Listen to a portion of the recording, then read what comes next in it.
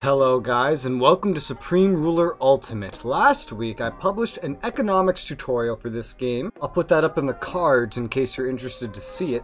This week we are doing a war tutorial for Supreme Ruler Ultimate, and just like with my GPS 4 war tutorial, we're gonna be playing Russia, because they have something to do with war, right? Let's start simple at the very start here in this war tutorial, and let's look at our units. So if you see all these little gray dots that are spread throughout Russia, these are units at a distance. If I zoom out, you can still see them. And if I zoom in, they stop being gray dots and they start being flags. Zoom in even more and we start getting some more information. So here we can actually see the units themselves, and when they're in the same hex, they actually both render in. Let's find one that's by itself. Here's a unit all by itself. This little bar here, it's a way to figure out how many units are on the same hex visually without actually inspecting the hex. Of course, the flag shows what country does this unit belong to. We can actually see, if we go over to Belarus, that there are Belarusian units sitting on some of the cities, and we could see right here, just by the visual information presented, that there are 4 different units on this hex, and we know that at least the one at the top of the stack is Belarusian. But there could also be another country's unit there, and they wouldn't show if they weren't at the top of the hex. The bar itself for the unit also represents the health of the unit, or how close it is to being dead. We can also inspect a hex in part by hovering over it, and then we can see every unit on the hex here. We can see there's some INF infantry here, a tank unit here, and some AT anti-tank units here as well. We can also see just above them, above village and supply, that there is a little man that is red and 3 gray men next to him. That is a representation of garrison units in a location. The red means that the garrison is currently recruiting, and the gray spots mean there are no garrisons here. Another way to inspect units is to right-click the hex and then go down to units, and then you can see all the units that are there. Garrisons aside, you can see them right here. Instead, when you right click, you don't have to go to a separate unit filter unless the garrisons are actually outside of the city and fighting. Then they must be inspected like this. And then you can even click on one of the units to pull up their technical readout, which will give you a bunch of information that I'll go over later in this. I don't want to overwhelm you. The final way to really look at the units at this level is to be on your land tab, and then you can see your garrisons on a hex down here when you click on any given hex. Now we're going to zoom out here, and you're going to notice really quickly that there is, let me turn off the weather, a lot of units in this game, and the crazy part is this is a fraction of my military here at the start. So we're going to go to one of the tabs here at the bottom left. It's called the Defense tab. It's the one all the way on the right. We're going to click that, and we're going to get an idea of how big this military is. Between land, air, and sea units, we can see through this information tab that we have 632 total units deployed and another 2,134 in reserve. We can also filter this down, and this is very, very important when you're trying to locate and control units without selecting them directly on the map. We can click this green filter to land units button, and now you'll see the numbers have changed. We can see most of our units that are deployed are land. Most of them that are not deployed are also land. Look at air. We'll see our air force is much smaller, but we can see exactly how many we have deployed of each of these.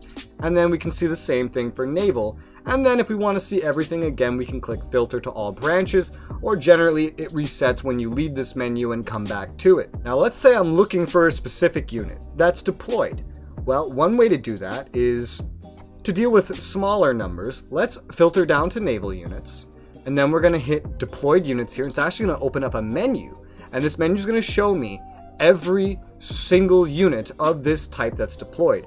Merchant Marines go here, and these are land units that are transporting over sea, including landing craft. This one's not. So let's say I wanted to find this landing craft. I could just double click it, and it will bring me to the hex where this landing craft is. And that works for any unit and can lead me to any of these units on the whole map. It's a very good way to locate something. If I'm trying to give orders to a unit, the simplest way is to click it and then click it again in its little hex menu, pick where I want it to go, and then right click, hey look, I want you to go here. And then you'll see by hovering over it, it has an order to go to the hex I told it to go. What if I want to move multiple units at once? Well, that's easy. Well, I want to get all these ships moving at once. Although, I clicked and dragged, and now I'm selecting land units and some air units that I don't want to control. Well, there's a couple ways to get around this in order to control your units a little easier.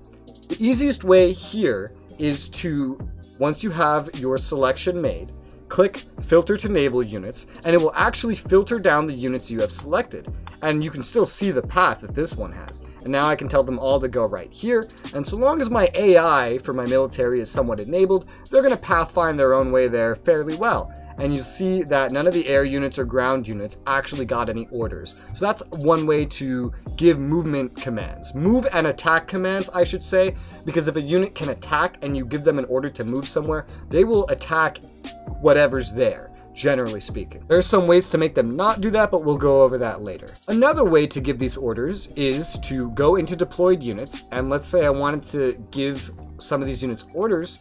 Well, there's a little button here, add to selected. I can click this, and now I'm selecting one of the naval units. And let's say I just want to get like all my naval units going somewhere. Well, I could select all in a much easier way, like with the clicking and dragging. Or if I want to specify certain units, I could click add to selected, find another one I want, add to selected, find another one I want, add to selected, and now they're in different places. And I didn't actually go up to them, but I have them all selected and I can give them universal orders. This also works with air and land units. So these are easy ways for you to learn how to move your troops around and select them and just generally give orders to them. In case you want to give orders that are more complex than move here, then you're going to first need to select a unit. And this will work with any kind of unit, but different units will have different sets of orders. So let's find a standard ground unit for this. So I'm going to select this infantry vehicle here, and we're going to see on the defense tab that a unit orders screen shows up. And we have a bunch of different orders that we can give here. Move to is simple. This is the default. Patrol is if you want to set up back and forth patrols. Load into is a way to load a unit into a transport vehicle. This can include supply trucks to supply planes, which can be used for air transports and paradropping, as well as transport ships in case you want to use your own landing craft or cargo ships to move units around. You can give specific orders to chase down and attack certain units. You can give specific orders to attack certain facilities on a hex. And for the record, once you have one of these order types selected, they're all given the same way, by right-clicking on the selected hex. And if it's something more complex than that, such as an attack unit facility or load into, then when you right-click, it's going to prompt you to select whatever unit or facility you may be talking about. There's an escort order in case you want to set up a, for example, ship escorting a transport ship around, air transport, sea transport, load unit.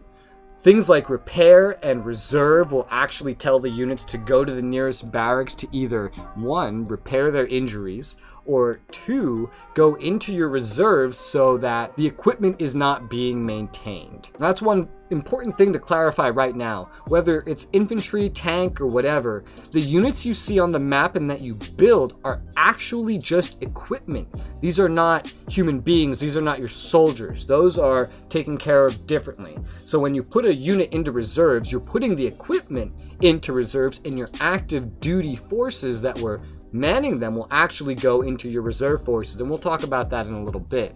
There's also entrench. This is something you use if you want to build entrenchment to help defend a location. This is done automatically, but this is a very specific order of like, hey, I want you to stay here at all costs and entrench. We have split unit, scrap unit. This will tell the unit, hey, go dismantle yourself for parts. Give me some of the goods that were used to make you back. And then clear for clear orders. Now that's just land. We have some different ones for air. As we can see, we can bomb facilities and units instead of attacking them directly. There's air patrols.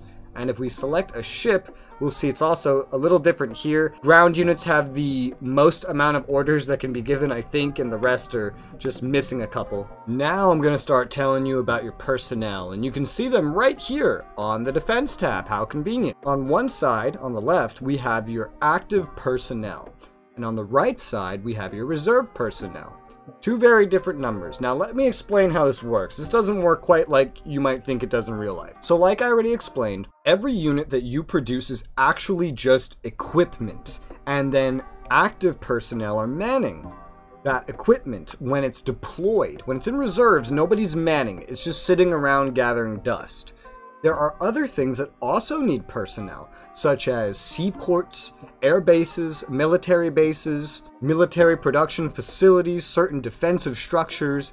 Anytime any building or unit needs a certain amount of personnel, then those personnel will be deployed in the active personnel. And I can probably show you this real quick. We're going to look at, for example, a seaport. We can see here that a seaport has a staff complement of 8,250.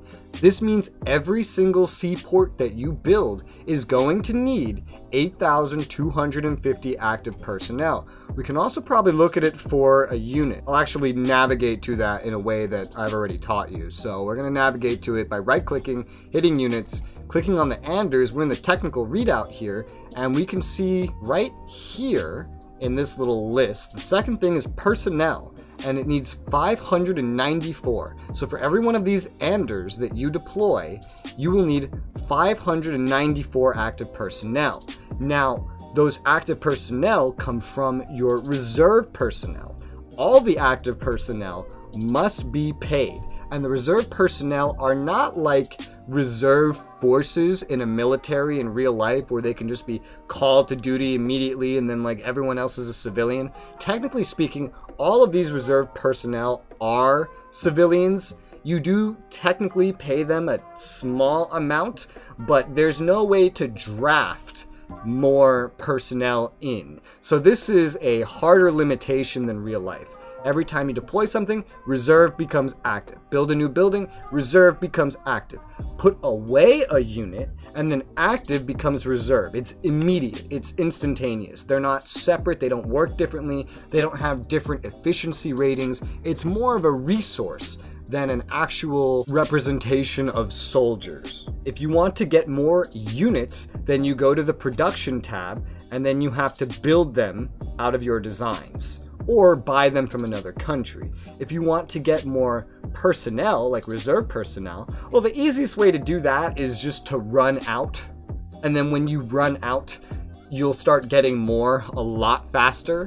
But another way to do it is to just spend more on military salaries especially, but also on maintenance and training. The higher these spendings, the more your reserve personnel will gravitate upwards, but it's also dependent on your total population. If you're not locking the minister off from this stuff, you can actually go here into custom priorities and set certain priorities. For example, increase reserve personnel or maximize active units. There's a whole bunch of these. And while we're on this topic, let's transition now into how the hell do you control 2,000 and whatever units? That's really fucking difficult. Well, Supreme Ruler Ultimate has AI to help you control things. It's not the best AI in the world. It's not the worst AI in the world. It's about what you'd expect from a grand strategy game. The AI in this game is best at managing land conflicts and land units. I'll tell you that up front. AI would be very, very helpful if I, Vladimir Putin, decided to invade Ukraine. I don't know why he would ever do that, but I'm just saying it would be very handy. But if I declared war on the United States, the AI wouldn't do as well. The AI is not too smart about getting entire armies across an ocean. I'll just tell you that right now. If you want to get garrisons built, that's different. To manually get garrisons built, you go somewhere that can have garrisons. We'll go to this hex because it's empty. You right click on the hex and then you click, do I want 1? Do I want 2? Do I want 3 garrisons? And it tells you each garrison will take 540 active duty soldiers. It will tell you efficiency ratings, which are also determined by your military spending. And when you have them, it will tell you how much it costs to operate them. If I click this, then you can see I've requested 3 and that 0 are currently active. It's green because they're ordered, but they're not currently being brought into existence. They have to go through a process first, and they'll look like normal toned human beings once they're actually there. Now, if we're talking about the AI that controls the military, let me just clarify how the AI in this game works first. There are 3 AI that make military decisions, and when you're playing as a country, the player plays as one of them. Thus, the player's military AI is always technically going to be hindered if the player is not taking some kind of hands-on role in the military, and I'll show you what each AI does, including what the player's level AI would normally be doing. So the first level of AI is the unit level AI. The unit level AI decides, which direction do I move? Do I attack that unit? Do I run away and repair? Do I seek supplies? If I'm a supply truck, do I bring supplies to someone? Where do I bring it? Do I stay put and defend something? It figures all of this out based on priorities that you set, and I'll show you how to set them. But do note, a lot of the AI in this game, especially military AI, can be completely turned off if you just want to micromanage everything by pausing and playing slowly if you want to do it like that, which is honestly more efficient than using the AI if you're playing a much smaller country than something like Russia. The second level AI is your cabinet level AI. It's your cabinet minister. Your cabinet minister is going to look at priorities that you set, such as theater priorities. And I'll show you this on the map, actually, if you want to follow my little steps here over in the filters. Turn off the ownership here. These are the theaters, and you can assign certain priorities in here. I'll teach you about those. It's going to look at these priorities and determine, do I tell this unit to go to that theater? Do I tell this unit to deploy in this theater, as opposed to deploying one further away because we have a more imminent need over there? Do I reserve a unit in what theater? Also, battle zones, which are like mini theaters and can also be managed in the same way. You can see these by right-clicking and going to control, and there's a couple of ways to actually see them, and we'll go over them. This is the AI that's going to determine if any units are deploying or reserving. It also has the capability to recruit garrisons, which you can get rid of right here. You can lock the minister from garrison control if you want to control all the garrisons. Even though, as I showed you, recruiting garrisons is done basically at the unit level for a single place, the reason that this AI also has control over it is because you can like go to a theater or a battle zone, and there is a way to order garrisons for the whole theater or the whole battle zone. This level AI can also determine what you're spending on military, by the way. So you might want to lock the minister for military spending if you don't want him changing your spending.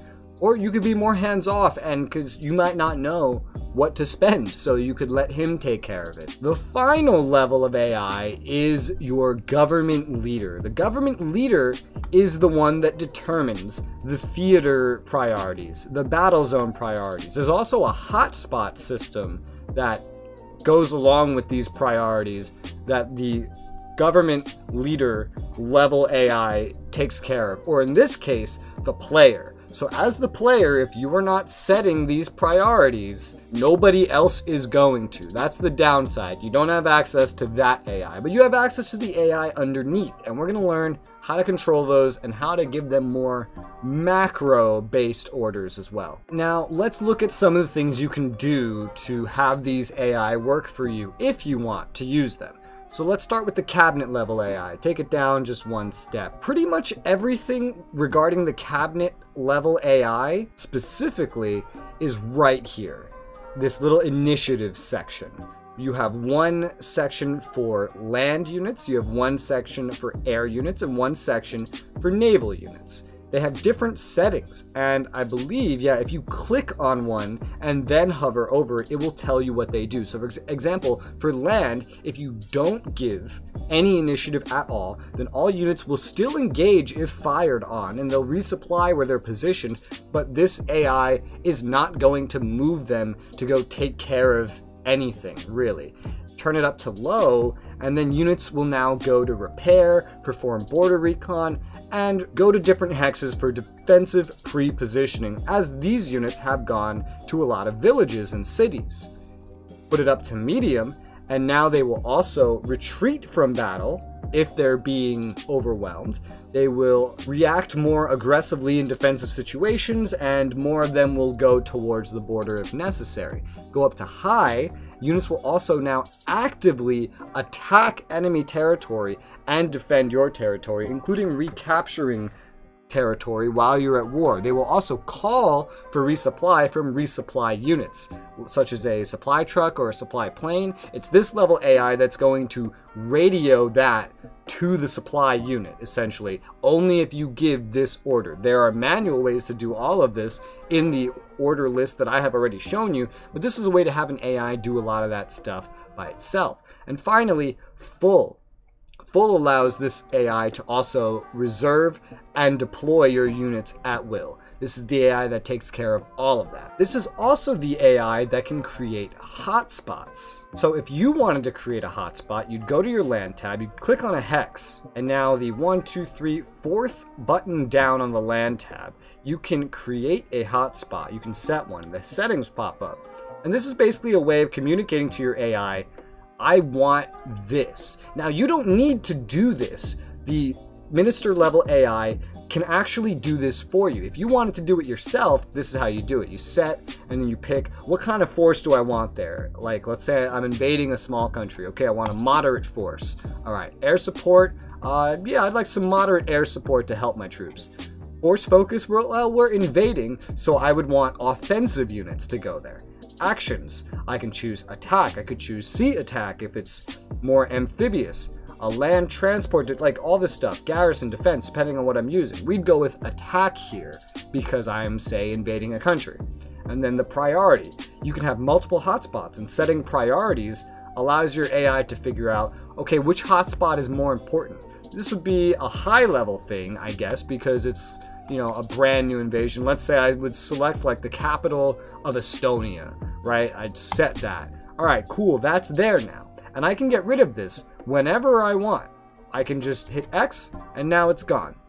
Now, if you wanted the minister level AI to take care of this for you, let's look at the theaters, right? Let's say you want to have, as Russia, a pretty big presence over here in Eastern Europe. Well, you'd right click somewhere within the colored territory of the theater that you want to be more active in. We go to theater control and we can see some focuses. For example, let's say I was planning on invading Ukraine. Again, I don't know why Russia would do that, but let's say that I was. Then I would click offensive, because let's say I want to have offensive units ready for the invasion in this region. And then I can also change the military priority. I wouldn't want it to be on low, and low is usually the default. You should leave it on low all the time, by the way, and I'll tell you why in a moment. But let's say because there's about to be an invasion, I want there to be a lot of troops, so I put it on high. But wait, then I realize Moscow's in this area. Maybe I don't want an offensive focus. Maybe I want a balanced focus, so I have defensive units to defend my territory and offensive units for the invasion. That might be a little smarter. Diplomatic and espionage focuses aren't really related to war, so I'm going to skim over those. Structure auto repair allows you to repair every facility that has taken damage in a theater or battle zone if you order it like this. This can also be done at the village level, just like dealing with the garrisons was taken care of. And then of course, I can order the garrisons. But let's say I want to be more specific. I could just go to battle zones instead, right? And now this is a hell of a map to look at. This might be a little hard to figure out what the heck's going on, even if you overlay the ownership map. There's another way to do it, and I'm going to show you because it's a lot simpler to work with. We just go over here to Ukraine, and let's say I want to say right click, go to battle zone control. For battle zones, I can activate the battle zone overlay. Now this is really nice, because now I can just click on an area, and I can see what battle zone it's in, and I can see how far that battle zone goes without looking at the huge spaghetti-colored map of battle zones otherwise. And then I can go to a battle zone, and then I could say, okay, well, over here, this is going to be a pretty important target at Kiev. So I would set Kiev to high because I know we have to take that capital. We might as well make a 40-long-mile convoy. I mean, this is the target, right? We'd set this to offensive because we want only offensive units going, all right? We don't want to bring any fire support because that would be too smart of us. We just want to bum rush Kiev and take it over. So we would set this as our priority, and it would be setting it for the whole battle zone, not just the city of Kiev. And there's other things: maximize garrisons, clear all garrisons in a battle zone. That's another useful thing for managing garrisons. Structure auto repair, and you can disable that as well if you've already enabled it. And with priorities like that, especially when you set them to high, your minister will not only prioritize moving troops based on those assignments, but will also create hotspots, which is something you can do as well. Now, thankfully, the unit AI is a lot less complex than that. The unit AI can basically entirely be managed right here.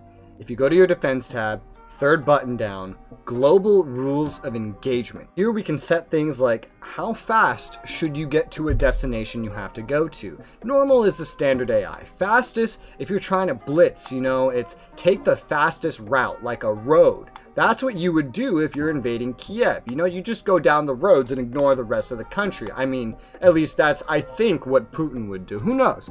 What route do you take? Quickest, direct, cautious? This is also the same, but this is more to do with danger levels, such as if there's enemies positioned in an area. Be cautious, you know, don't go through a heavily defended position. Or quickest, you know, try to blitz right through it. Direct, normal. You can see there's varying degrees of this. There's initiative as well. This determines how much the unit AI is allowed to do, especially lacking orders from you or a higher level military AI. The higher it is, the more freedom you give it to move around, attack, retreat, and do all those other things, and look out for itself without the minister looking out for it via the priorities that you set. And just like the initiative for the minister, you can turn initiative off completely, and if you do that, the units aren't really going to move around much at all, or do anything. The next thing is contact options. This is, what do you generally want a lone unit to do if it meets an enemy? The default is actually avoid, which is basically saying, you know, don't try to fight by yourself, go back, reform the line, or retreat kind of thing. Engage is, okay, fight that unit where you found him. Pursue is not only fight that unit, chase him into enemy territory until he is dead, or, you know, fitting the rest of your orders that are being passed down. Loss tolerance is your units in combat. It's starting to take damage. When do you want it to say, okay, that's enough damage, bow out? Because it's way cheaper and easier to repair a unit than it is to make a whole new one. I've seen some new players misread this, so I'm going to explain it to you very specifically. High loss tolerance means that unit will be willing to lose a lot. They were willing to fight to the brink of death before considering retreating, if they retreat at all, for repairs. Medium is, they're gonna get to about halfway, maybe a little under, just try to stay alive but also do as much damage as they can. Low is more like a 20-25% point. You know, we're taking a decent bit of damage. We could still fight, but we're going to prioritize the overall integrity of the equipment and make sure we don't lose it, rather than fight this battle to the end if it takes any longer than that. And none means if you take like one shot, very specifically, if an enemy shoots you one time, run away. That's basically what that is. Next, we have minister control. This can be turned on and off. Locked means that the minister level AI will not be able to control whatever units the ROE is assigned to. And this ROE can be assigned to all your units, or you could have different ROEs for different units, and I'll show you that in a minute. Unlocked means that the minister AI can give orders to these units. Opportunity fire, if grayed out, your units are going to go around attacking any enemy they see. Otherwise, if colored, they're going to attack only targets that are relevant to the priorities that you've set. Approach. If grayed out, then that means the unit is going to advance and try to capture land and wage the war, capture territory, that kind of thing. If colored in, units set for stealth approach, land not captured. See, that's something you can do more on a situational basis, I'd say. For example, a practical usage of this would be if you airdropped infantry behind enemy lines, but you don't want the enemies to know where those infantry are, because as you see, there's fog of war. If an enemy owns territory that's not loyal to them, they can't necessarily see into that territory at all times because the population's not loyal, it's not reporting anything to them. You could sneak some paratroopers, for example, which don't use any fuel to move around, through enemy territory, and the enemy would be none the wiser if the paratroopers are not claiming the land they're capturing. That's an example. Missile acceptance, if grayed out, the unit will accept auto-deployed missiles. That's only relevant to artillery and other things. More in modern day and somewhat in the Cold War. Colored in, it gets a little X. It will not accept auto-deployed missiles, and you will have to assign missiles manually if you want any assigned at all. And then finally, accept changes. Grayed out, then whenever you hit apply to all down here, then it will apply the ROE to all units that you have or that you have selected. And this will determine whether or not it will accept that, or if you click it, it gets colored in, then it will not accept global ROE changes. You can also apply to new, and now let me show you how to apply an ROE to something specifically. For example, if I select this one unit, and then I go to the ROE, I have all the same buttons here. Right now it has my global ROE, but I could say, go to initiative and set this to none. This one unit now has no initiative. If I go back to my global ROE, the initiative's still set to high. If I go to this unit, the initiative's still set to high. But if I go back here to the unit I got rid of initiative for, he has no initiative. But let's say I forget where he is, and I want him to have initiative. Well, I go to the ROE, I apply to everybody, and because he was accepting those changes, because I had that enabled, now he has initiative again. You see how that works? And now you could turn off the global ROE change acceptance, and then that wouldn't have worked. And that's good in case you want to keep someone a certain way. And now a way to assign to groups and separate them from the global pack, let's say for an invasion or an operation. Let's say I just grab all these units, right? These 19 land units. I think they're all land. Oh, I messed that up. Whoops. All right, now I have them again. Yeah, they're all land. So I want to control them a little more specifically. Well, what I'm going to do is go into their unit orders here, and I'm going to click Create Battle Group from Selected Units. Now that I've clicked that, let me unselect everything. Now I don't have the units anymore. But you can see over here in the Land tab that there's a battle group now. And here it is. I can even rename it to the Russia Battle Group if I want to remember what it is. I can give it a name, I can reset it. Now it's the Russia Battle Group. I can double click this and I can select everybody and give them orders and give them ROE changes very specifically and separate from the global ROE. And I can make it so they don't accept global ROE changes so that they remember what I told them to do rather than what I'm telling everybody else to do in the future. I could also just hover over this battle group to see what's in it exactly, per category and by unit. It even numbers the battle groups in case you want some more help keeping track of all your different battle groups. Now, to expand on how to acquire units, garrisons, like I pointed out, must be recruited at a hex that has something there to sustain a garrison, like a village or a complex, something like that.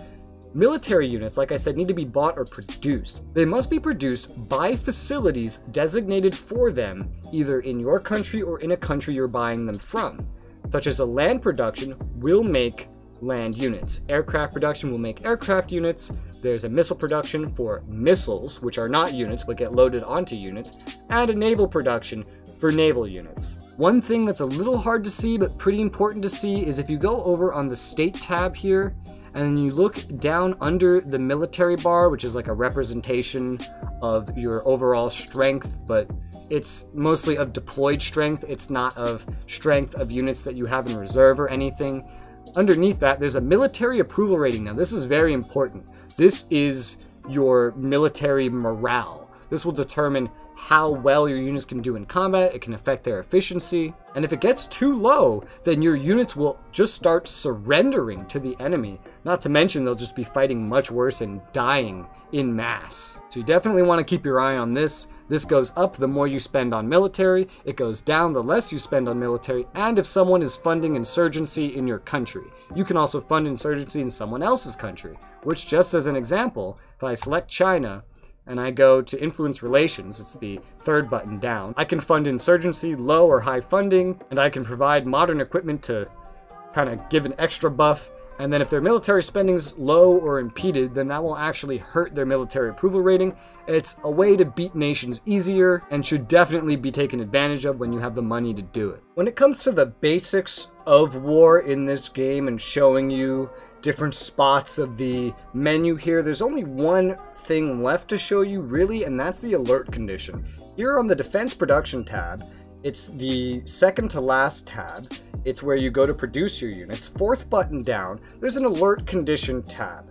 And this has some things you need to pay attention to, especially as a new player, that might fuck you up a little bit. I'm going to skip to the most important part right now, and that is unit pathing. There's 4 buttons here that you're going to want to pay attention to because they are going to affect how your unit acts with AI especially. The first one is attack neutral regions that incur. So this is like another country sent an airplane over your space. Maybe that country decided that pathing through your country was worth the risk to get to where it was going. This would allow your units to try to shoot that plane down and even intercept it, and this goes the same way with land units or naval units. Turning this off would prevent you from doing that if you want to, moreover, avoid a conflict, even if it means letting someone trespass in your territory. The next button is whether or not you allow your air units to path over neutral regions. It starts on by default in a lot of the scenarios, I think, so you may want to turn that off at the very start if you don't want to trespass on someone else's region. The next button is allow merchant marines to pass through neutral regions. Very specifically, merchant marines, not naval units. Most naval units actually cannot go through neutral regions even if you tell them to. Merchant marines, which are the civilian transports for your military units, is the equivalent of, hey, I have to move some tanks.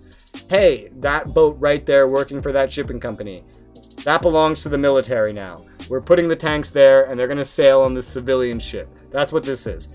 You can turn this off or leave it off so that you don't go through neutral regions. You could turn it on if you want to risk being shot at. And the final button here is to allow the use of rail transport. That basically means whether or not you want your units to, when they encounter a railroad, if it's feasible or economical or whatever you want to look at it as, to pack up, get on a train, and take the train. That has some benefits to it. For example, when they drive down on a road, let's say you're talking about a tank, they get a speed boost and there's supply on the road, so they stay in supply. When they're on a train, they may not move as fast as they would on a road because they're going to move at a set mile per hour. Like, they're only going to move as fast as the train can move, no matter what unit they are, no matter how fast they can move. So mechanized units are better on roads as a result, and foot-based units are better on trains as a result. But trains are also useful because when you're taking a train, you're not using the unit's fuel.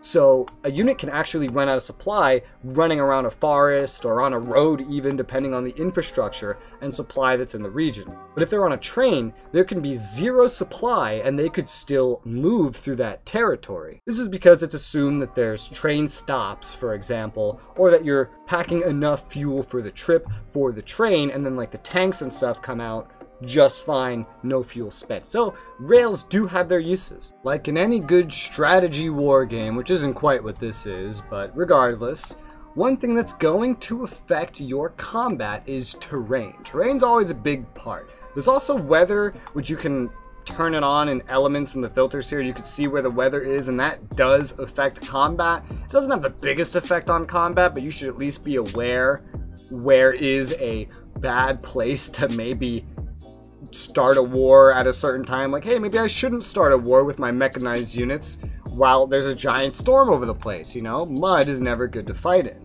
But ignoring weather, terrain. As you can see, thanks to the 3D terrain here, this is a pretty lush forest of some kind. And if we go clicking on the tiles and we look in the land tab, we can see all the way down here, it tells us dense forest. We can see light forest. We can see that there's lakes, and if we go looking, we can find tundra and ocean. There's rivers, there's narrow rivers and wide rivers. In wide rivers, ships can sail. In narrow rivers, they cannot. Ships can sail on lakes. They cannot sail on land. Terrain in general, especially land terrains, affect how far supply will move from its sources, and we'll get into that. I'll cover that last because that's a big one. It will affect your attack values. It will affect your defense values. If you want to see the specifics, they have it all listed on the wiki, but this video is already going to be super long, so I'm not going to go over every single percentage modifier that there is. If you're curious about the weather and how it's affecting the terrain, you can come over here at the bottom left of the same tab to see, for example, this place is frozen and it's snowing. You can see the temperature, that it's cold, but the skies are mostly clear. And again, they all have effects on your combat and your movement and just your ability to move supplies around. There's also some filters to help you figure out what you're looking at, especially if you don't have 3D terrain on, because the game could potentially be laggy on your system. For example, you can highlight rivers and coastlines with this handy little tool here, and that can make it easier to keep track of where naval units can be or are. There's also a high ground filter. As we can see, the Urals over here and other places. If we go look at America, we can see mountain ranges all over the place. And this high terrain also has modifiers in combat. We can overlay some of these too if we want to get information from multiple things, because these bonuses and debuffs relating to the terrain do stack. We can see if a location is close combat. This is probably the most important of all of them because of something on the unit's technical readout. There's also defensive terrain, just generally terrain that is good to defend on or not good to defend on. The lighter the color, the worse it is to defend on. The darker the color, the better it is to defend on. This is something to keep in mind when you're attacking a location as well. And now that I've covered that, and I've covered so many other things, we can actually talk about understanding what each unit is a little bit. So I've shown you the simplest way to get to a unit is to right click, go to units and click on it. You can also go to a design before you've even made it or find it over here in the land tab like I showed you. And let's say we want to look at the design for the Andrews. We've already looked at this earlier. And we can see a lot of information here. You recognize the personnel from like, I don't know, an hour ago in this fucking tutorial. We can also see other things like what class of unit it is. That determines whether or not it's an offensive or defensive unit. And that will determine whether or not your AI will send it into combat or use it to defend a location or keep it behind a little bit. You can see the weight of the unit, which is important if you're loading it onto a ship like I showed you how to do earlier. You can see the strength of the unit. You can see the country of origin of the design, which sometimes it's multiple countries in case you're curious about where it's from or where you would go to buy it so that you can make it yourself. You can see the movement type. There's tracked, there's wheeled, for example, or foot, and that determines how the unit will move through different terrains and different weathers, how it will act on roads. You can see the reaction time, which will determine how quickly can this unit react to being attacked. For example, things that have high reaction, if they need to run, such as a supply unit, well, they'll run really quickly if they have high reaction. If they have low reaction, they might get shot once or twice before they can figure out what the hell's going on and get moving. But the same thing goes to counterattacking as well. And you can see the cargo capacity, which is mainly important for supply units and for those that are going to be transporting other units around. There's also more information here, like a hard target, or if it's a soft target, which is important for attack values. If it's amphibious, there's other things like engineer and etc. If it's protected against NBC weapons, like chemical weapons from the World War I scenario. Then we have a bunch of things over here, and some of it's a repeat, like strength's a repeat. This fuel shows you how much tonnage of fuel, barrels of oil, that kind of thing, does it need to fill up its tank of gas. Supplies, this is a way to show how many bullets it has, but it doesn't use 1-to-1. It'll use a certain amount of those bullets. The value is just a preset thing. It'll show you how many missiles it can accept, the missile capacity. Down here we also have the max missile size, that's related. And then we have the unit profile. This determines how easy is this unit to hit. A bigger profile is easier to hit than a smaller profile. So you may look at some unit stats and you want to pay attention to whether or not a unit is easy to hit or not, while looking at all of its defensive values to figure out if you actually want a unit or what you want to use the unit for. You can see its spotting distances. You can see its combat time. This is essentially how much in-game time, and this value does not match the clock, don't try to match it there, that this unit takes to shoot. You can see the movement range. This represents how far can this unit move unimpeded by terrain or weather with a full tank of gas without running out of gas. And that's if it has no supply being sent to it over land or from supply units at all. You can see the speed at which it moves if in optimal conditions. And for carriers specifically, you can see how many air wings they can fit on them. Now down to the actual combat stats, we have fortification attack. This is for attacking things like structures or defensive positions. And under every one of these stats is going to be a range. This is the range of the unit. The higher the range, the further away it can shoot. There's soft attack. This is relevant here to if a unit is a hard or a soft target. And Anders is an infantry unit. It is an IFV, an infantry fighting vehicle. That does not make it a soft target. It's armored, clearly. It is a hard target. It is a mechanized unit. Motorized tends to be soft targets. Foot soldiers are soft targets, but mechanized units and tanks are usually hard targets, which this is the hard attack. Each value determines how much damage do I do to each one of these things base. And then there's close attack. Now this is what I was talking about when I was telling you about the close terrain and when you saw how much stuff was red. If something is close terrain, such as a dense forest or a jungle, then your soft and hard attack values kind of just go away. They stop mattering as much. Now what matters is the close attack. There's also defensive values down here as well. Ground defense, air defense, indirect defense, ground being, a tank shooting you in the face, air being a plane bombing you, indirect being artillery shooting you from a distance, how well you defend against each of those, and then there's also close defense. And whenever you are shooting a target that is in a jungle or in anywhere that is marked on the map, as you saw with that filter, as close combat, and if you're fighting in there as well, then your close attack and your close defense are what matter most. Foot-based infantry tend to do the best in these situations. Modern-day mechanized units don't suffer as much, but World War II motorized and mechanized units, including Cold War ones, are usually pretty terrible at fighting in these situations. So foot-based units are better in close combat areas, and then the mechanized things like tanks, especially tanks, are way better in open fields. They'll generally have more ground defense, they'll have better hard attack and soft attack, and worse close attack. Engineers are usually pretty good at fighting in these locations as well. Then we have close air attack. This is for shooting up at things like helicopters. As we see, the Anders can protect itself from helicopters. A little bit, anyway. Then we can see mid-air attack. We can see the Anders cannot protect itself from planes. That's what this is. General planes, especially World War I, World War II, and most Cold War planes. And then we have high air attack. This is specialized aircraft, such as, I think it was called the SR-72.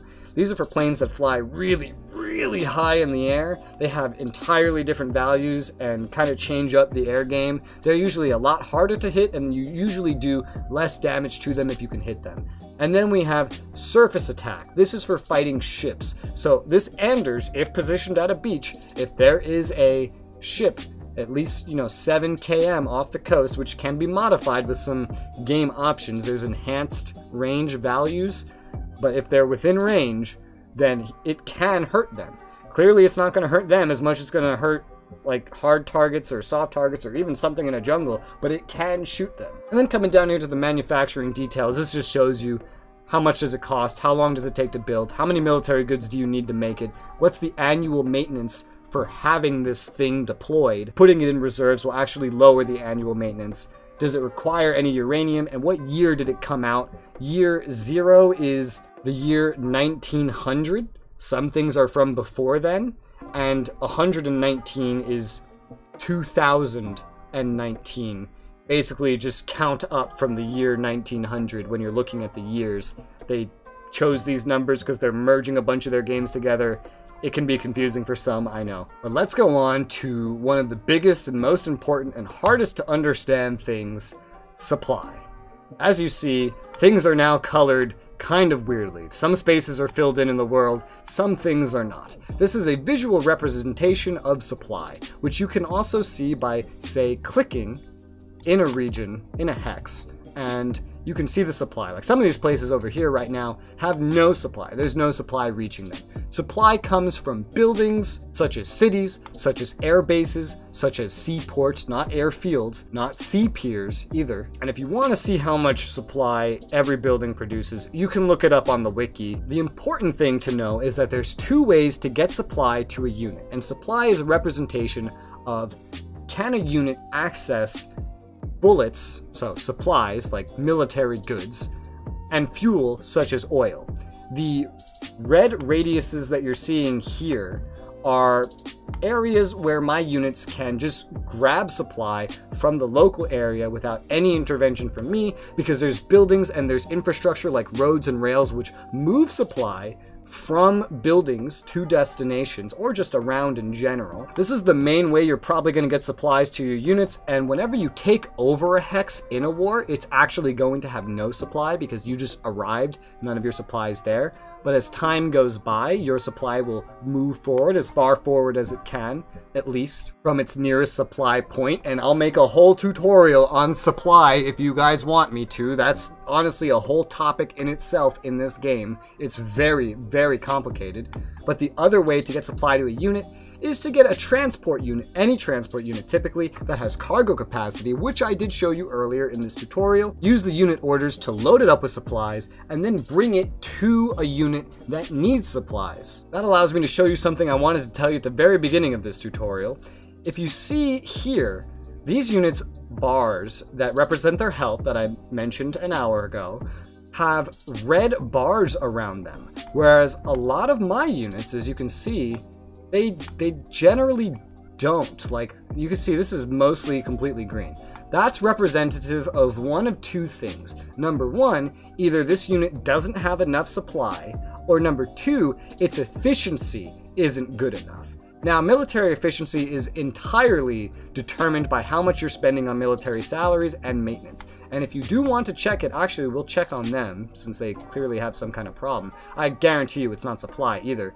You can see it's also a little red here. We can hover over them, and on the right, under unit details, you can see their efficiency level. It's red, and it's not very filled up. That means they have low efficiency. That means that country isn't spending a lot on military. It could also mean that this unit just left a barracks, because the units up north actually have a fine amount of efficiency. You can see these guys aren't red. Hover over them, their efficiency is much better. So what's actually happening here is likely the unit just came out of a barracks, so they're not accustomed yet. Like they just took soldiers, gave them equipment, and sent them out. Soldiers that were in the reserve, so they're not ready yet. And that kind of efficiency comes over time, and its max is determined by your military spending. When you're at war, you will end up spending an annual amount of money on preparedness. This is determined by your AI. Unfortunately, you have no direct control over it, but you can go into the priorities and, for example, tell it to decrease unit readiness, and then that will make it lower spending on things, such as if it has control over your salaries, but also it will make it lower the alert condition, your DEFCON, so to say.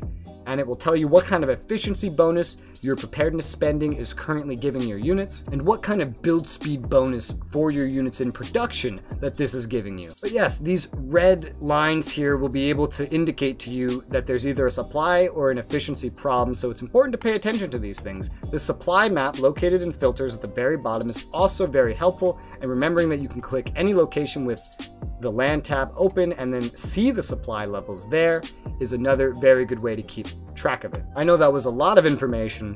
That is basically all I'm going to teach you today. I will show you what starting a war is like, but that's all I'm going to teach you. But yes, let's go to war. Let's see what that process is like. So I'm not going to put a lot of effort into this, quite frankly. We're just going to unpause. I'm going to select a bunch of land units, and I'm just going to send them over here to the border of Ukraine. And you know, I'll send some over here near Crimea, but not really Crimea. I guess these ones can't go. So we got a bunch of units just piling up, right? So now we want to declare war. So we're going to go to the state tab, and we're going to click on this country. This is one way to do it. There's a couple ways to get to this part, but this is one way. We now go to severe actions, the fourth button down on the state tab, and then we are going to declare war. Now, we're terrible individuals now. Our treaty integrity has been hurt. all sorts of bad things are going to be thought about us now, and I can go over those in a different tutorial. But the war has begun. We are now at war, so I'm going to unpause. My AI already knows to do things, and actually I'll just speed it up and show you what the AI doing the war is like. As you see, my AI is moving in the Air Force, my AI is sending in land troops to fight the Ukrainians. It's also doing that same stuff down here. It's all being automated because of the preferences that you watched me set up. I didn't have to even set this myself. I can get the ownership map. Better yet, I can get the loyalty map and the ownership map at the same time to show you the land that I'm kind of taking over here. And this is without me doing anything. I could micromanage all of this, but I'm not. I have it playing on the fastest speed, and my AI is doing everything right now. And it's doing a fairly decent job. I could probably do a lot better than this, especially if I had set up properly. But this is just an example. When it comes to conquering Ukraine, once I take them over, I will be prompted whether or not I want to annex them, colonize them, or liberate them. Or if I'm in multiplayer or have enabled a certain setting before starting this game, I'll actually be able to select it in advance. And that's it. That is the end of this war tutorial. If you made it this far, bravo. Once again, if you know any topics that you would want me to give you a guide on for Supreme Ruler Ultimate, leave it in the comments below, and who knows, I might just make it. I'll certainly answer your question, regardless of if I'm going to make a full guide on whatever you're asking me about. This video took me almost 2 hours of speaking to record. It's gonna take me a whole day of editing just to get this out. It's very hard to do. And that's where my supporters come in. Those that are supporting over on Patreon, those that are supporting in our community server over on Guilded, and those that are YouTube channel members. They make all this possible, so if you'd like to help me out as well, consider supporting me through one of those means. You'll get access to deleted scenes, uncut clips, special perks in the community server, and you'll also gain access to weekly shoutouts, where I put your name on the screen and say thank you for helping make these videos possible. I hope this video has been helpful to you. I hope you learned a lot. I'm gonna end this video by showing the names of the current supporters on screen. Thank you guys very much for watching, and I'll see you on the next one.